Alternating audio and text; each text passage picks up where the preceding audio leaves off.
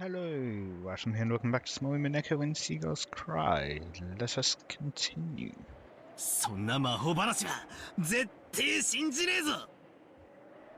じゃあお前は誰なんだ。お前は崖から転落して死んだんだろうが。魂が抜け出して蝶になって森へ。そんなのあるわけねえだろうが。だがお前はここにいる。誰だってんだ。お前こそが19人目じゃねえのかよ。 Yes and no. そうであるな。わらわこそが19人目であろうな。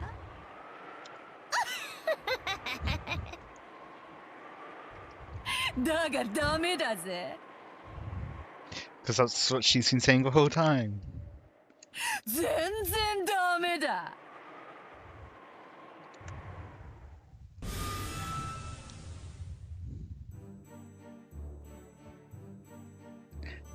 この六軒島に19人以上の人間は存在しない。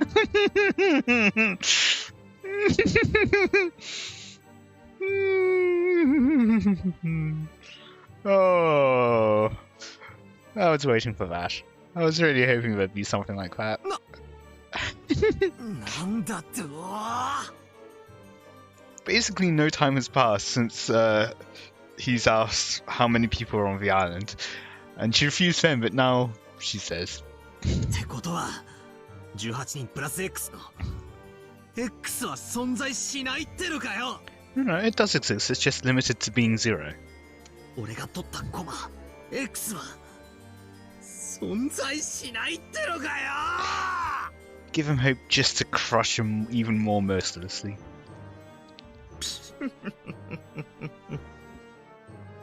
そういうことになります。実にご愁傷様ですよ。 And only 18 humans allows for witches to exist beyond the 18. しかし、お嬢様は手がお早いですな。もう少し泳がせて、最後にひっくり返すものとばかり思っておりました。さて、バトラス様、紅茶のおかわりはもう結構ですか？ So now choose. Believe in Beatrice or distrust your friends and family. いらねえよチキショウ。俺は信じないぞ。18人の中に犯人がいるわけねえ。 No, then you agree with the existence of a witch? じゃあお前は何なんだよ。どうしてここにいるんだよ。 Well, that's what she's been saying the whole time, a witch. 19人目が存在しないってんなら、お前は18人の誰かの変装だって言うのかよ。 Yes, she's one of the 18 in disguise, while also being dead. そなたにとってしぶしぶとではあっても Huh? 18人の誰かを疑うことが最後の逃げ道、キャスリングとなるであろうな。しかしわらわはここからが難しいのだ。そなたはなりふりさえ捨てれば18人もの人間を自在に犯人に仕立て上げられる。その18人の駒をくぐり抜け、わらわを認めさせチェックメイトに至るのは実に難しいことよ。そんなことするもんか。18人の誰も疑わない。 Hey. 疑いたくない。またここに追い込まれちまったのか。畜生畜生畜生。 Well, here's a possibility. If it isn't one of the 18, you know. Oh, just a series of freak accidents. Definitely. 三度に及んだそなたとのゲームもいよいよ終盤戦のようではないか。もう逃げ場はないぞ。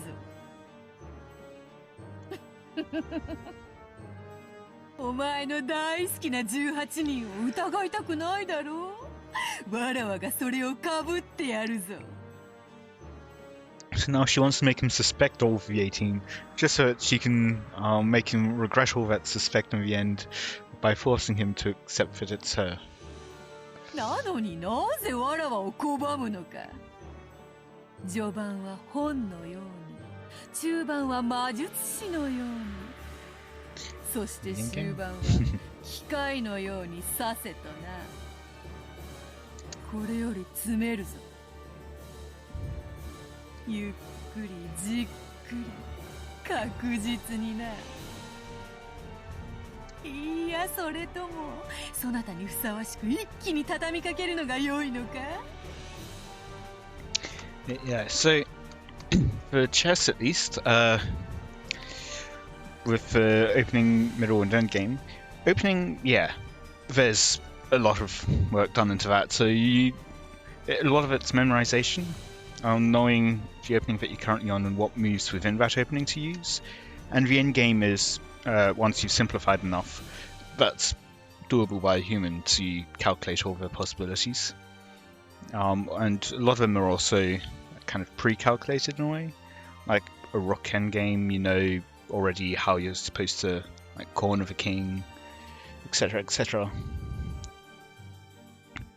But yeah, it's the middle game which is kind of the hardest point. And there's a lot more room for differences, not more variability, not more possibilities. Yeah. そなたにはそれが似合うだろう。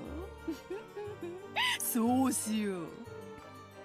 すでにそなたの苦手とする攻め方も知り抜いておるわ。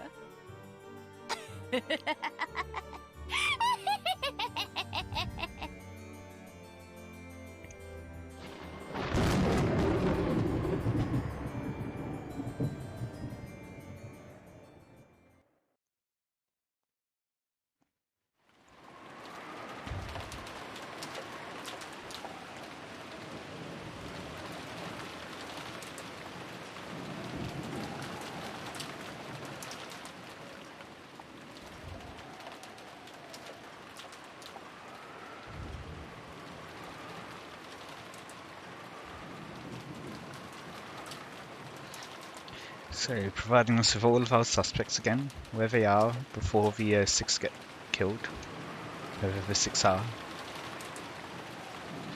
I wonder what our answer this time is.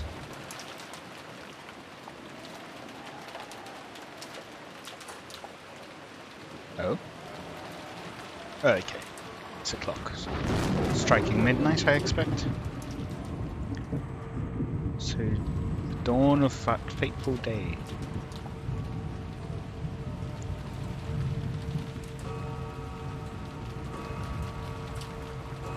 Oh, I guess not dawn, but start. The siblings and their spouses all argue and discussing.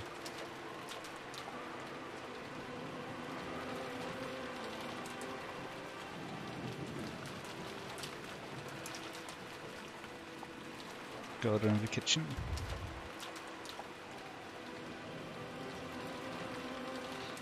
Kinzo in his study. Do we get to hear something from him? No? Okay. A supposedly empty corridor. And Beatrice in her painting.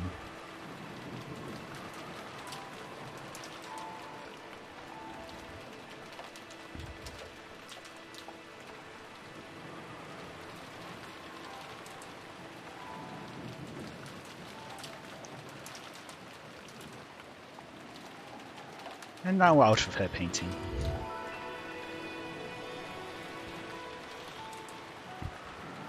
The stage is set. What? Why is the clock already that large? What?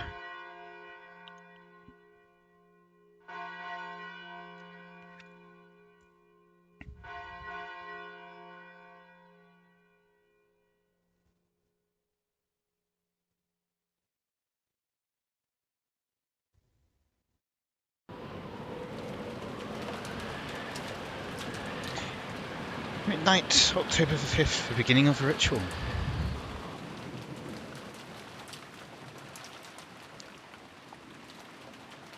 さて I was just wondering then, we could see the chessboard. I was wondering if it would be possible to actually figure out where all the pieces are. Anyway, continue こ on. の旅のゲームはどう転ぶのか Indeed. 委ねるもよし抗うもよしいずれにせよわしに残されたわずかの命をトスに値する実に楽しい宴よ His dimly lit study, occasionally brightened by lightning. Ginzo kept mumbling and laughing to himself. On the antique clock with the intricate design that had been sitting on his desk, two overlapping hands tilted to the right and began to slide. The measure of time that counted up to 24 had returned to 0 and had begun to count back again rather.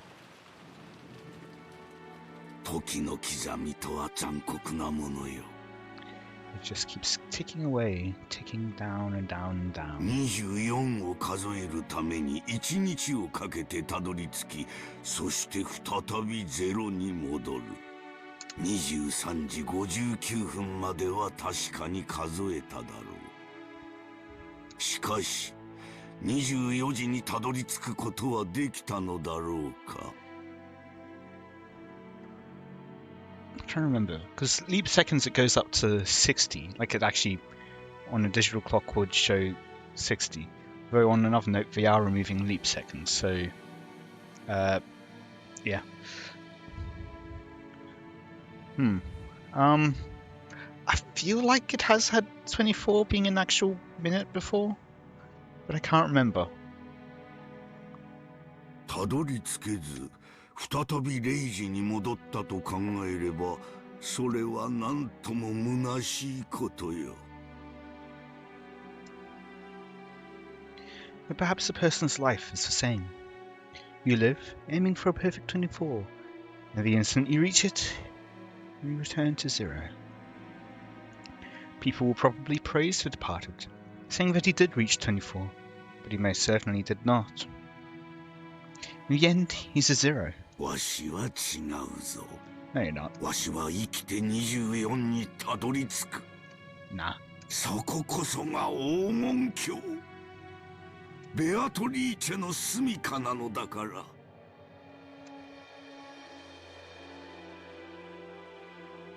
Kinzo had been fumbling around with some tarot cards for some time.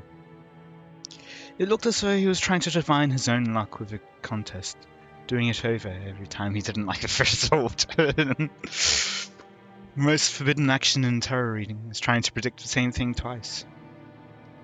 To do so ridicules the results of fortune telling, and also desecrates those beings far higher than humans that give revelations through the tarot cards.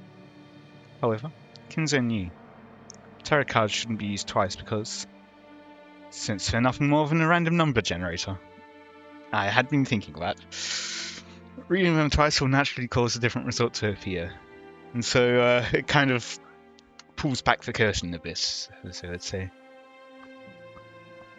It's the same with like the Magic 8 balls. Of course, it's going to be something different each time, except from when it is the same. You know, I guess it depends on what size the dice is in your Magic 8 ball, but typically it would be 8. Anyway.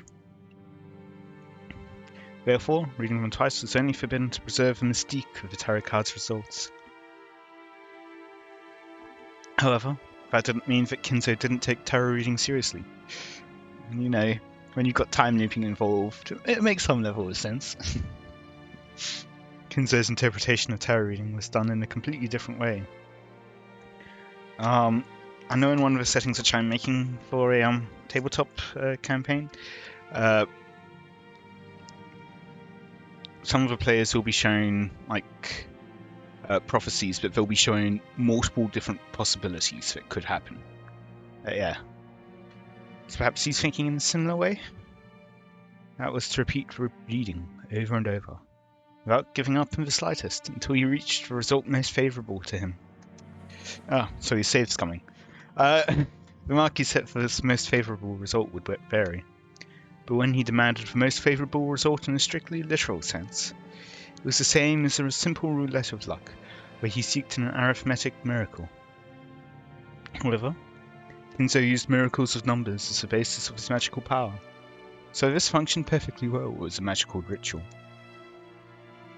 In other words, until the result he desired appeared perfectly, he would strive to repeat the tarot readings over and over, with conviction, turning the feelings of his heart into prayers. So when they reached the heavens, they would be sublimated into results. This was Kinzo's personal magical interpretation. Therefore, even though Kinzo's tarot cards were no different from those generally used, the way in which they were used was completely different.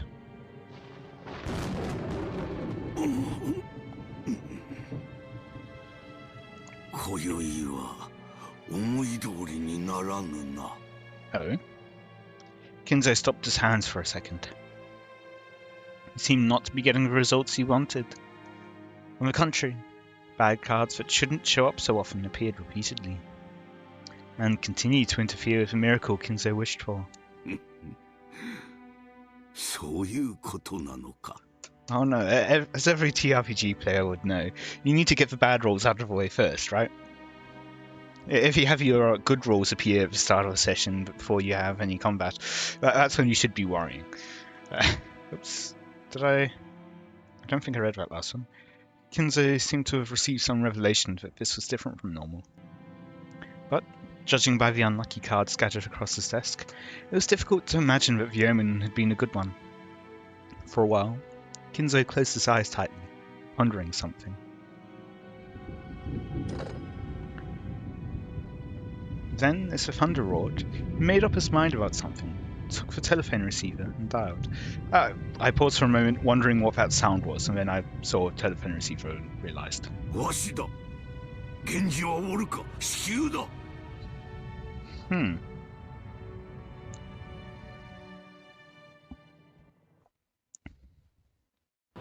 Interesting.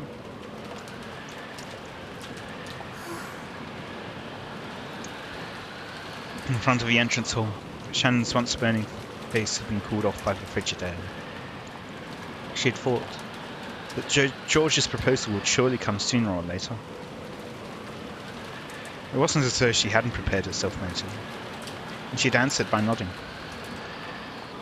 Had she been reckless because of her youth? Should she have thought about her future more seriously?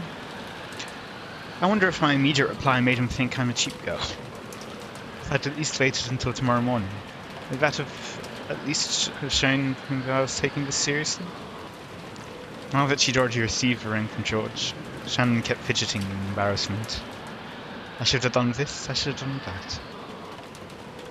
As she did, she heard the sound of footsteps splashing through puddles. Shannon immediately chased away the emotions welling up inside her.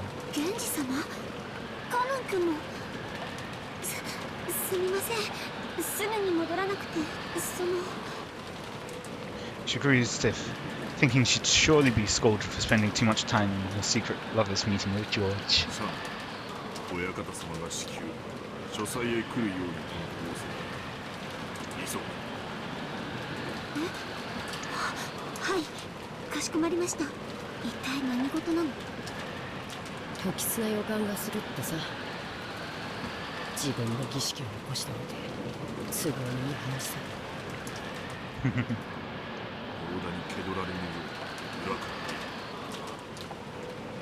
Interesting.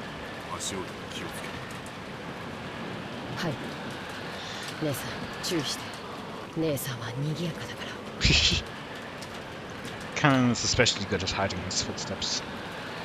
Just like a cat. He was able to suddenly be there without anyone noticing and leave in the same way. For example, even though he stepped in puddles, the sound he made was far smaller than that of the rain hitting him. Genji also had abilities of that kind. Or rather, those servants called furniture was supposed to be like that. Just like how desks and closets go unnoticed by members of the family, these servants also held it as a great virtue to just suddenly be there whenever they were needed. Compared to that, Shannon's footsteps still strongly asserted themselves. Because she insists on being a human. She was also trying to hide her footsteps. But compared to Kanon and Genji, well, you could say she was a little more boisterous. Eventually, they reached the back door, and the three of them entered the mansion. All very suspect. Immediately, they thought they felt something. It was different from a sense of smell, and it seemed to hit the depths of their noses. This hard to describe sensation, which you might call a sixth sense, allowed them to perceive that something was different than usual. 源氏様。急ぐぞ。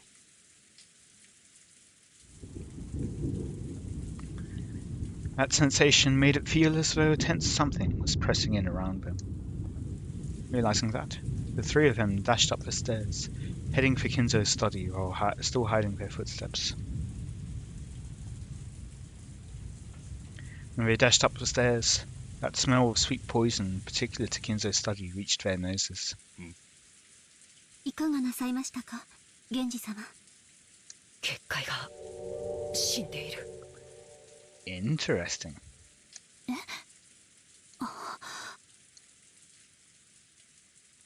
After hearing Kanon's words, she looked at the door to the study. A scorpion pattern was engraved on the doorknob. A powerful ward against magic. The final barrier which protected Kinzo himself. It had been broken. Of course, there was no change to the doorknob that the eye could see. However, those who could understand these things people couldn't perceive were able to recognize that a dramatic change had occurred. 親方様。親方様。源氏でございます。ここをお開けください。 Genji called in this way after knocking several times, but there was no answer from the study. シャノン、背中を守れ。カノン、室内を探れ。 はい。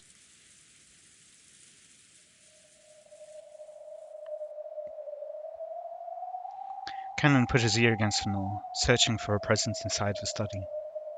To protect the backs of the pair watching the door, Shannon faced the other way, ready for the unexpected. 親方様はいらっしゃられるはずです。ですが、静かすぎます。ご無事だということか。いえ、静かがすぎます。Yeah. まさか、そんな。親方様、扉を失礼させていただきます。 Genji pulled a cold key out from his pocket. It was the only key to the study that existed, other than the one Kinzo held. He stuck it in the keyhole and turned it heavily. At first glance, that seemed to prove that it was a sturdy lock. However, now that the barrier had been destroyed, this door might as well have been left open from the viewpoint of anyone with magical power. The heavy sound just now meant that the door had never now been opened even for humans. 失礼いたします。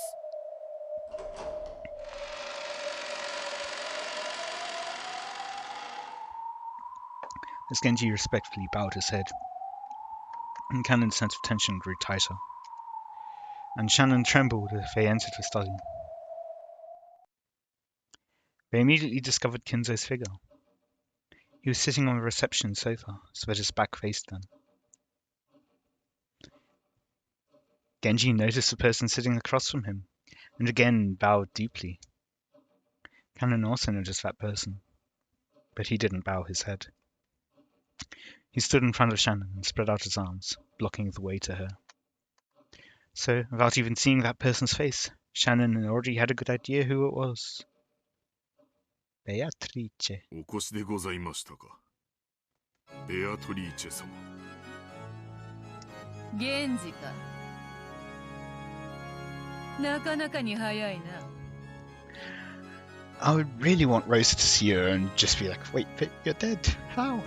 やはり家具は主の呼びかけに素早く答える方が良い。こやつとは大違いだ。ロノエ様もお越しでしたか。Genji directed his greetings towards the thin darkness behind and to the right of Beatrice, where there shouldn't have been anything. Even Kanon and Shannon would never have imagined that someone was there. However, the darkness responded immediately and praised Genji's eyesight. 相変わらずさすがです。だいぶの久しぶりになりますね。それにしても老けましたね。それだけの弱いを重ねましたか。充実した日々を過ごしております。ロノエ様におかれましてもますます充実されておりますようお見受けいたします。ええ、おかげさまです。そしてシャノンも久しぶりですね。君は随分と美しくなった。そして随分と強くなったようですね。良いことです。ありがとうございます。姉さん、あいつは一体。カノン君とは会うのは初めてになりますね。I was wondering how old Shannon would be when you saw her. 私はベアトリーチェ様の家具頭を任されておりますロノウェと申します。源氏さんの古い馴染みですよ。あなたと同じに私も家具です。使える主は異なりますが。The tense color didn't disappear from Cannon's face in the slightest. Depending on the mass of furniture served, it might be kind or brutal or anything else. This person claimed to be furniture serving the hated Beatrice, and he must be despicable as well. In a different sense. わらわもすっかり嫌われたものだ。坊主憎ければ今朝までなんとかとはよく言ったものよ。Beatrice openly sneered at Cannon's hate-filled face. Then, Cannon finally realized. Beatrice and Kinzo were having a chess game across the reception table. But Kinzo hadn't even quivered. He was holding his head with both hands, his eyes closed tight, as he contemplated his next move. Or was he in anguish? 親方様。わらわが金蔵に伝えたのは2つ。良い知らせと悪い知らせだった。Oh. 良い知らせは、儀式を終えずしてわらわと再会できる幸運を得たこと。悪い知らせは、金蔵が儀式の一番最初の生贄に選ばれてしまったことだ。こればかりはわらわにもどうしようもない。実に気まぐれにルーレットにて決めたのだから。嘘をつけ。もてあそんで殺しているくせに。よしてカノン君。さて金蔵、そろそろ負けを認める気になったのか？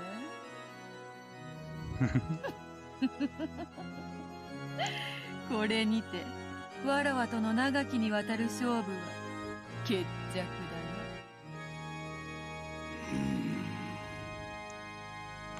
な。At a glance, it was hard to make up the situation on that chaotic chessboard. However, judging by Kinzo's anguish and Beatrice's malicious confidence, it seemed to be over already. 是非もなし。 Beatrice is using an engine. これもまた一興か。わらわもだ。そなたとの勝負に決着がつくことは万感の思いあれど、もはや恩衆を超える。楽しかったぞ。退屈しない数十年であった。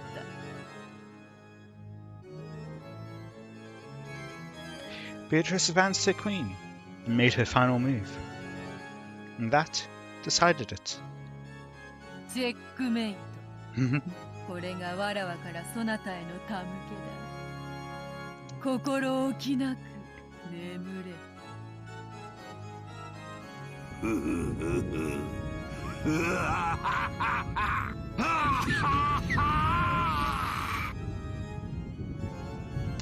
Kinzo suddenly stood up and laughed, like an opera singer facing a full crowd and spreading his arms.